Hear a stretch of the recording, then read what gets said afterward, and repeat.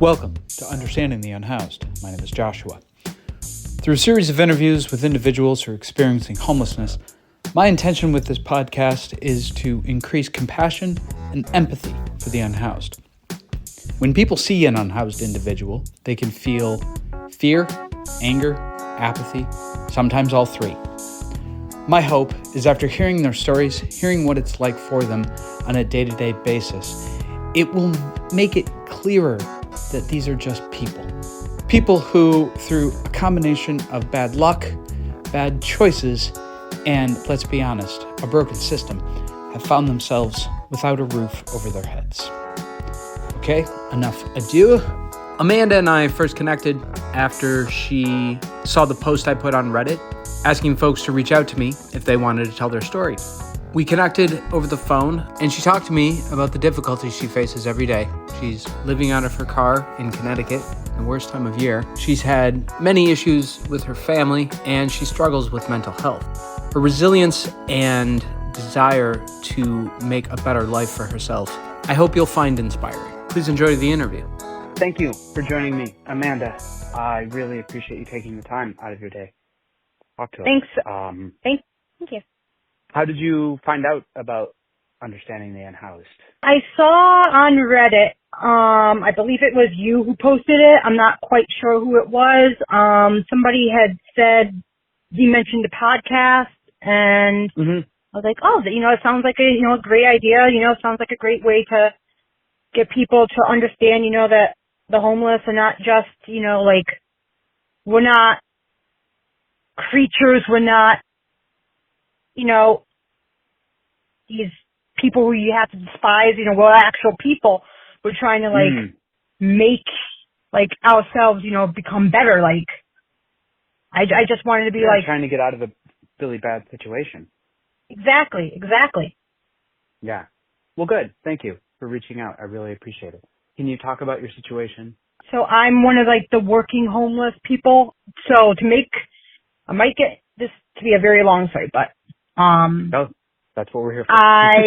Okay, so in November of 2023, I ended up flying down to Florida, moving in with my biological dad. He's in the Tampa area, thinking I was going to live with him.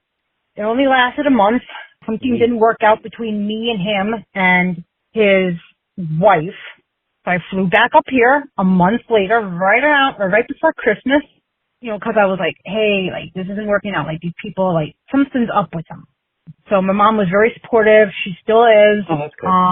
My stepdad, who my mom's married to, he didn't like the fact that I left, my bedroom a little dirty, which I'm like, well, I still had stuff that I couldn't take with me, couldn't fit in my car and stuff like that. Tried to get rid of a lot of my stuff, packed my car full.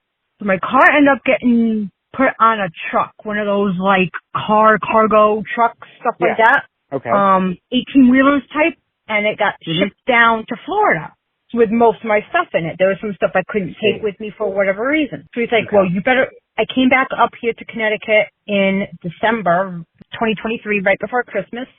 I was told, get your act together or you're getting kicked out. Well, this is your last chance. I'm like, fine, that's not a big deal. So I was fine December 2023, and then a couple months later, the real thing that happened was, the big thing was, after dinner one day, it was Wednesday, I had to do dishes, and I was not in a good mood. I tried taking myself out of the situation, trying to calm down, trying to not get riled up with my mom and stepdad. Stepdad did not want me to back out of the situation. So he basically said, F you, basically just kind of kept me, riled up, and I hit my mom without thinking, not incapacitated hit, just kind of hit her in the arm because I was so stressed out that nobody would let me calm down. So stepdad said to me, well, you have 3 months to find a place to move into, and then he said 3 months, we'll help you out if you get the place in 3 months. If you don't, we're just throwing your butt out on the street. Wow. Found a place to move in mid-April 2024. Moved into a renter room in Hartford. which only lasted until the end of May. So like right around the time I moved into the renter room, I felt like I was just feeling extremely down, worse than I've ever felt before. Actually had like, said I had like suicidal thoughts. Like I didn't act on them, but I just felt like I said I want to kill myself, but I never committed on it. I never acted out. Good. So I moved to the renter room on a Monday. 2 days later, I was in the ER. Whoa. And by Wednesday night that week, I was in an adult mental health unit, for a week. What led you to the ER? Yeah, I talked to people at my workplace. At the time, I had a full-time job at Cabela's in East Hartford. And they were very supportive of me. I was just like, the stress of the move and stuff that had gone on at work was just kind of a little too much for me. And they actually said to me the day before I went to the ER, they were like, hey, look, listen, take the time you need, focus on yourself, don't worry about us. Don't worry about us at all. I'm like, thank you very much. They even offered to have somebody come and drive me to the ER that day after, like right around the time I got out of work. The next day I walked into the ER and I was taken into an ambulance later that day to get transported between hospitals. Because the ER I went to and the mental health unit that I was in for the week were in two different towns, which is fine. Spent a week in the mental health unit and got out. I missed about 2 weeks of work, no pay. And by the end of May, I ended up having a loss of ownership for the room slid under my door.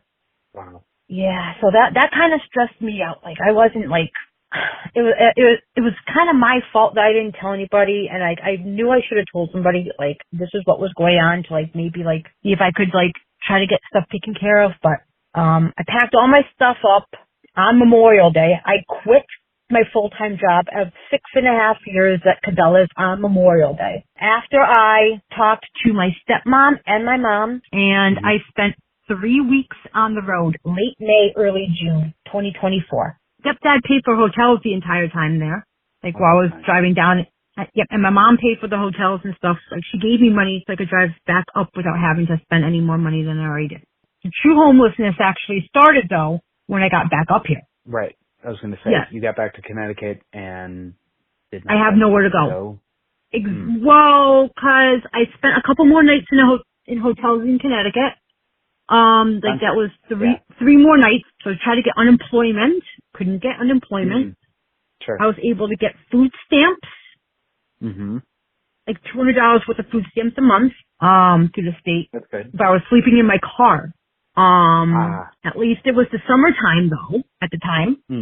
So I'm sleeping in my car in like July or June, July, whatever. Actually like up in the rest areas we have, in Willington, Connecticut, is up 84 over like close to the Massachusetts border. They have like rest areas up there where you can just, after you pull over a side of the road, you have like those little like huts. Well, that's where I was sleeping for like a week, like the eastbound side and the westbound side. I kind of flipped back and forth. Just wondering, did that feel safe? Yeah, because I mean, I had lights and there were people, so I mean, it wasn't like it wasn't like people weren't coming up to me at all, asking me, hey, what's going on, stuff like that. I was and I could drive around, like there were a couple exits I was driving back and forth around. That way I could like stop, get food, stuff like that. I didn't have a job since the end of May. Needed to look for a job. I ended up going back to my mom and stepdad's house for like a month. Yeah, about a little over a month. After my car had issues, they offered me like an air mattress, and I slept in an air mattress. And it started out pretty well for like the month. They said until we're able to figure things out, you can stay here. I'm like, that's fine. The end of July, my stepdad didn't like the fact I wasn't doing anything around the house, and I'm just like, I'm trying to find a job. What do you guys want me to do? So I got kicked out again. July, I've been in my car again. This is the second kind of stint since about the summer, and I've been in my Chevy Cruze ever since. When I was kicked out the second time, I had called Manchester, Connecticut police and Vernon, Connecticut police non-emergency. And I said, hey, is there any place I can sleep in my car? And Manchester had said nowhere. Vernon said in commuter lots, park and ride lots. It's lit. It's right off the highway, like I said. Do you feel like you It's get good well, sleep there? yes. Yep. Well, I mean, depending, like my sleeping, I've gotten like hip pain and stuff like that because like I folded my back seat down. And I was originally sleeping with my, like in the front seat, the driver's seat. Like that was how I started sleeping. I couldn't get my driver's seat to recline. I slept upright for like the first little bit. And then I decided I was going to sleep across the front seat. So I was still sleeping upright, but my feet were on the passenger side while I'm still kind of like sitting up like against the door on the driver's side, which that was okay, but like I was like uncomfortable. So my mom actually lets me go over to her house when stepdad is not around most of the day. And that's usually when he goes to Patriots games. And he's a season ticket holder. So he goes, he's out of the house like 12 hours to go to football. One day my brother and I, because we cleaned my car a little bit and I was going to donate some stuff. So then I decided I was going to sleep with my feet in the trunk. We folded my back seat down. My feet were in the trunk. My head was sticking out onto the folded back seat. And now I re-changed my sleeping habits. So now I'm taking up the entire folded back seat. But now that it's gotten colder, I have literally started to complain that my feet freeze. I have a sleeping bag. How do you keep it warm? Okay. You have a sleeping bag. Yeah. I was going to say I have a 30-degree sleeping bag I sleep in. I have 2 blankets inside that I kind of kept my feet wrapped up in. I have 2 blankets on top of the sleeping bag, and I have 2 pillows. I do sleep with like sweatpants, wool sock, wet shirt. I can like, I can like throw the hood up. Nobody said anything about like, hey, you gotta go, stuff like that to me. Like since I've been sleeping in the car. Like, nobody said. That's good. Oh yeah. Especially because considering the state of the world now with how the homeless are mostly treated, that's really nice to hear that you found a place that you can at least be comfortable for a while. Yeah. And I mean, like, I know, like, a lot of the people on Reddit have said, like, they're, like, in cities and stuff, but, like, I just don't, like, being in city is good for me, like, when I have to do something, like, at night when like, everything's closed, like, you can't go into, like, to use the bathroom and stuff. So I have, where I'm sleeping, I can have a 24-hour Cumberland Farms. I can go in and I can like change if I have to. Yeah, when I can like change to go to work and stuff like that. So I do have a job now. I work part-time at a grocery store and I work as a cashier. So I can be at work anytime between 6 a.m. and 10 p.m. 7 days a week. Do you feel like with that, if you stick with that, you could eventually find a place? I don't know. What's cost of living like where you are? I've tried, so I put Craigslist ads out after I kind of was looking around. Like, I wanted to try to stick to like the Manchester, Connecticut, Vernon, Connecticut, East Hartford, like around where I work. Yeah. So I don't have to drive so far. And like, studios, 1-bedroom apartments to like $1,000 plus. And I'm just like, I don't have that much. I don't make that much, to make a down payment, like a deposit and all that. I've also looked into renting a room from like some random person but they're all shady. And yeah, I was gonna say this Reddit is a good source of stories about that sort of thing. Yeah, and I've posted stuff on there about my experience. I was in some guy's condo for like less than a week at the start of December. My mom literally has found people on Craigslist and she's like, text this person, you've got a room, XYZ amount of dollars. I'm like, okay. So I texted one guy at the start of last month and he had a room for like $500 a month or something like that. I'm like, okay, let me just go over there, entertain the thought. If I don't really feel comfortable, I won't take get the vibe. If I feel comfortable. Exactly.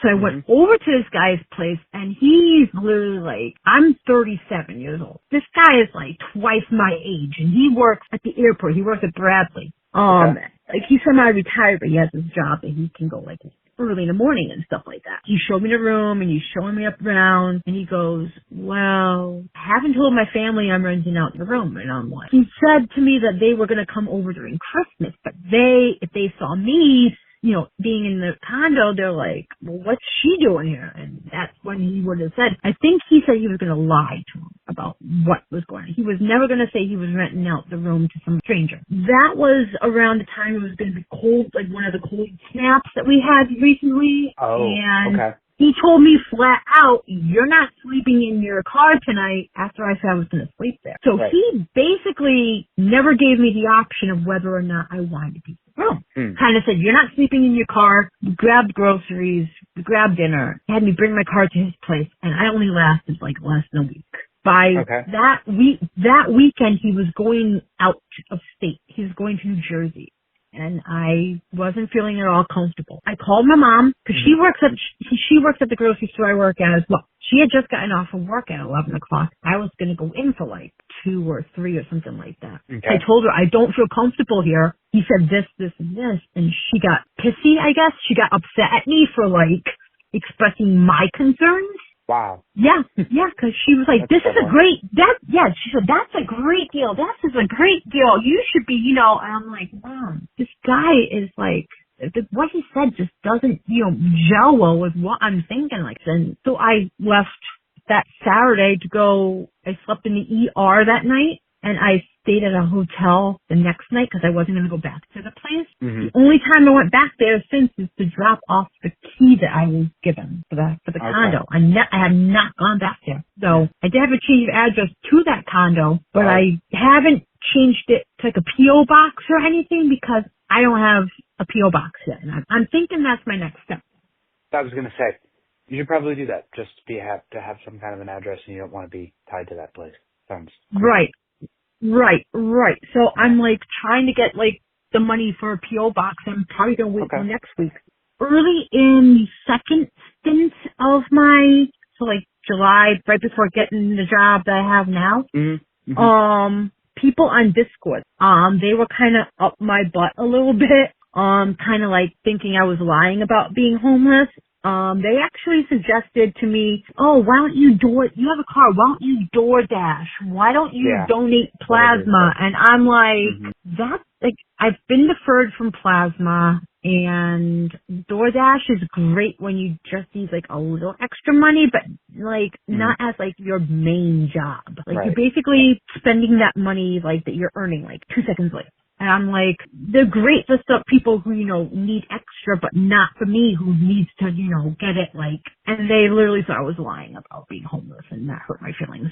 So what has been your experience other than, you've been sleeping, which it sounds like you're in a safe spot, which is really, really good. During the day you work? Like, talk about your day. I'm curious. So 4 to 5 days a week I work depending on the schedule. Like today I had gotten this day as an extra shift, so I had picked it up earlier in the week. So today because I had to be at work for 1 o'clock in the afternoon. I don't set my alarm, or I don't try to look at my phone when I have a shift later in the day. So I looked at my phone this morning. Usually have it off at night. I have it kind of tucked into the sleeping bag so I can stay warm, so it's not frozen. Right. I usually try to eat breakfast in the morning. I will like today I kind of went to like the mall, kind of walked around there. I spent 1 to 5 at work. I did 4 hours today, and I had something to eat after I got out. Basically, the rest of the day is just kind of, what do I want to do? Like figure out like, well, probably gonna go to Cumberland Farms, charge the phone a little bit, cause like I said, it's 24 hours, and get dressed for bed. I bring a bag of clothes into the bathroom, and I basically change I use the handicap stalls to change because they got a little bit more room. Of course. Yeah. And then kind of go to bed in my car a little bit later, kind of maybe put on my phone a little bit and go to bed. Tomorrow I have a 1 to 6, so it's probably going to be the same thing I did today, but tomorrow. My mom did say I could go over to the house after I got out of work, but I probably have less than 2 hours until my stepdad comes to after football, because there is a home game for the Patriots tomorrow. I could probably do a hot meal after I get out. I do not have work Monday, so Monday's I do have a phone call waiting for me on Monday between 9 and 3. I actually have a case manager. I'm in what I was we going call to say, a CAN. have you looked into any services? Yeah, good. Yeah, I was going to say, I'm in what's called the CAN system. We in Connecticut are not in a right to shelter state. So our shelters, you have to do an interview through, so if you call 211, you have to do an interview with a case manager. Depending on what towns you want to be in, like what towns you want to live in, or like you're in general. And you have to like have a phone interview with the case manager, explain your situation to them, and they will determine what kind of services you're eligible for if you are eligible. So in October, I talked to them in like the summer, and they said you needed a job in order to even be considered for a shelter. I have a job now. So I re-called, re-interviewed, and the case manager said, well, the best we can do is pay your security deposit. You have to find a place. My credit's poor. My credit's horrible. I've gone months without paying anything, and my credit is ugly. So I can't really get an apartment because my credit's bad. I tried one apartment, and they denied me. Oh, yeah, you said they said you have to find your own place, right? They don't provide those services at all? Okay. Well, so I actually, my phone call Monday with my case manager is to actually tell him straight up, because the last time I called was the 13th of December, and I tried to explain to him that with my schedule, which can be all over the place, he wanted me to go to a warming center and get into a warming center, and that would be the way I would get any additional help. Interesting. Okay. So I called 211 last week, and no, it was earlier this week when it was still kind of like a little bit warmer out at night. Explained to them what was going on, and they put it in my notes that because my schedule can be all over the place, I was trying to look for like a hotel for the winter, so I could like not. Yeah. So we can do like hotel vouchers and stuff like that for like the homeless because we're cold. And they said, well, we also have the cold weather protocol for like when it gets extremely cold. Warming center, right? I hope. Well, warming centers, I haven't used the warming centers because I've been paying for hotels when I can. Okay. But the thing is, I do it like for 2-3 nights, and I'm just like, I'm out of money by then.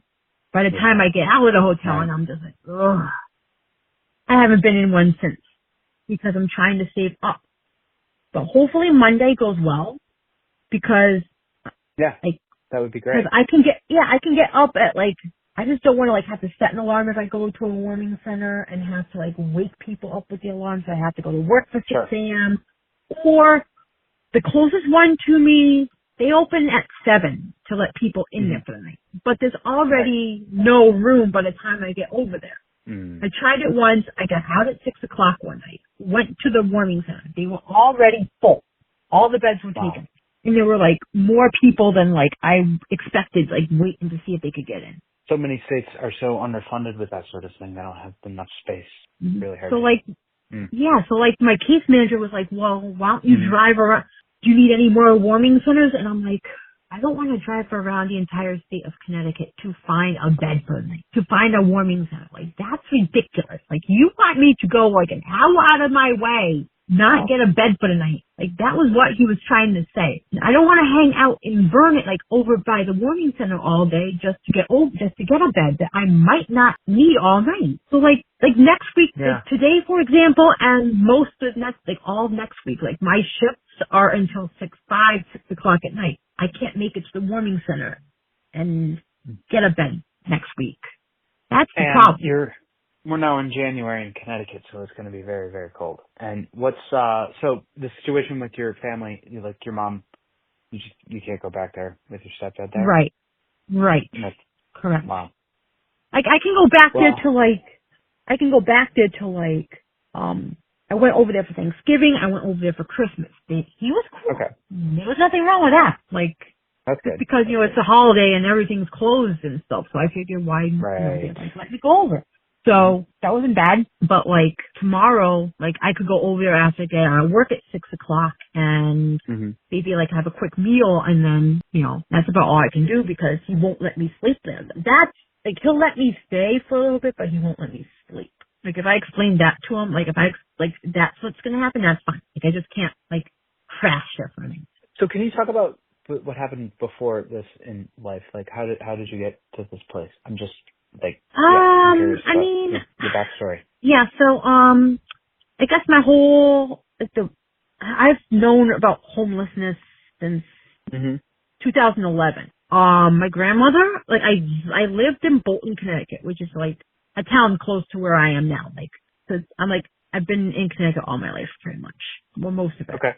My grandmother was diagnosed with lung cancer from smoking in 2010, around Christmas time. And it was stage 4, so she was going to die in like 6 months to a year.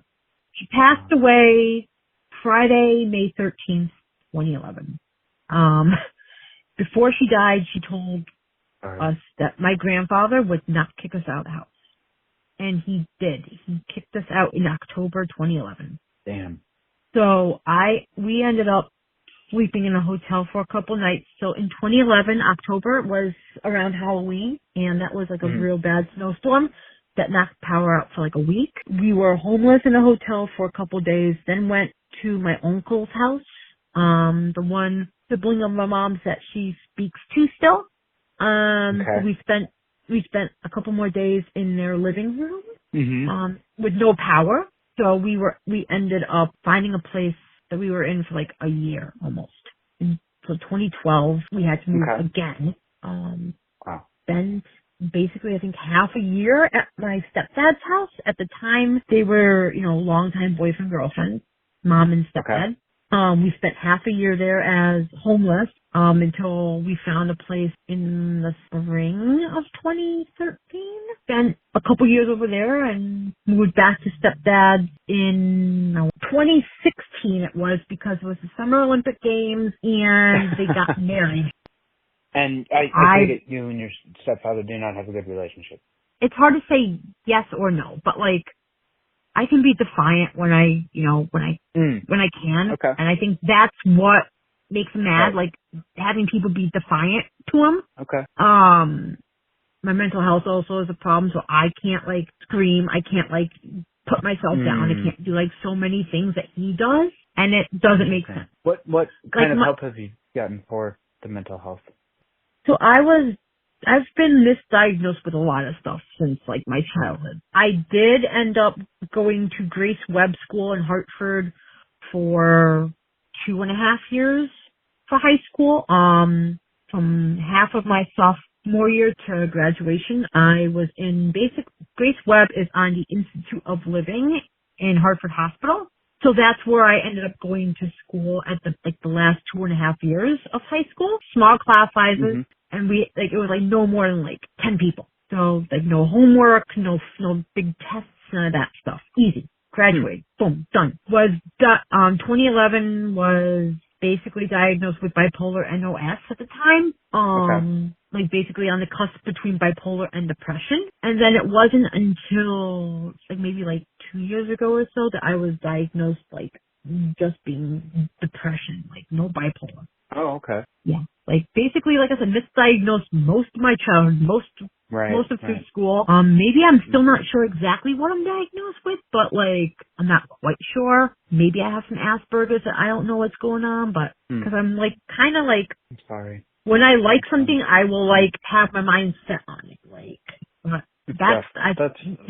when people are misdiagnosed, it's hard to hear. I can't imagine how uncomfortable it probably is to just not know. And yeah, like I mean, it was really bad. Like, well, not bad in the sense of like bad for me, but much like when I was younger, like I was like, oh yeah, okay, I have ADHD. You know, hey, not a problem. You know, like I went with it, and then now I'm like, they could have like kind of looked into it more. Like it was weird. Like my sixth grade was the worst grade in my entire like school life because I had constant meltdowns, blow ups with my teacher, and like nobody would like look at my mental health. They all thought I was just like a problem child. Just hormones, yeah. Yeah. Wow. But like for the most part, I like kind of just try to stay to myself because I don't really like. I think it's because it's like I just don't want to like have somebody go like into a woe is me story and like make me feel like I'm a nothing, you know, like make me feel like my homelessness is just like nothing to them. Right. Like, 'cause I think like homeless people, like, I think like homeless people, regardless of what their story is, like, like you shouldn't have to one up another homeless. You should be respectful towards like different homeless people stories because like it doesn't matter how they got to that situation, and it doesn't matter how they're sleeping, and it doesn't matter like if they have a job or not. Like they're trying to fight for like a better life. Hi again. Thanks for listening.